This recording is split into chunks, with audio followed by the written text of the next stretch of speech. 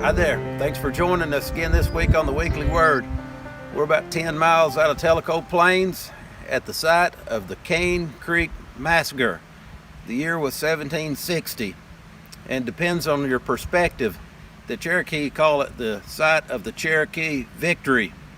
Fort Loudoun had been under siege for a long time, and it finally came to a head, and the Cherokee allowed them to leave, and they were headed back toward Tellico. They made it as far as the confluence of Barney Creek with the Tellico River. That night, as they camped, the Cherokee came in on the British and killed 25 or 30 of them.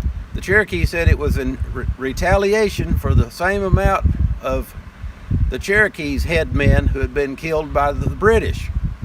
I don't know, but there's a good book you can read called Indian Summer by Joe Guy. You can probably get it at historic Fort Loudoun. One thing I do know, it was a lot of blood and guts. One of the captains, Captain Demeray, they actually scalped him and dismembered him alive just to torture him and watch him die there and take as long as they could. It was blood and guts. Speaking of blood and guts, that's the way people look at the Old Testament sometimes. They can't understand that God of the Old Testament and think that's a different God.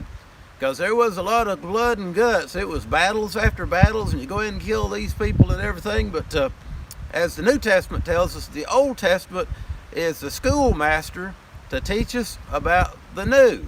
Those literal battles and things that were happening way back there with ancient Israel were to teach us spiritual truths about the New Testament. Same God, but it's in a spiritual battle. Now, in fact, here, look at Calvary's cross. And you ever think of it this way? What was God doing at Calvary but fighting for his people?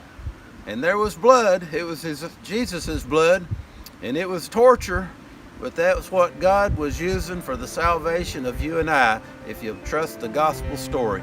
See you next week on the Weekly Word.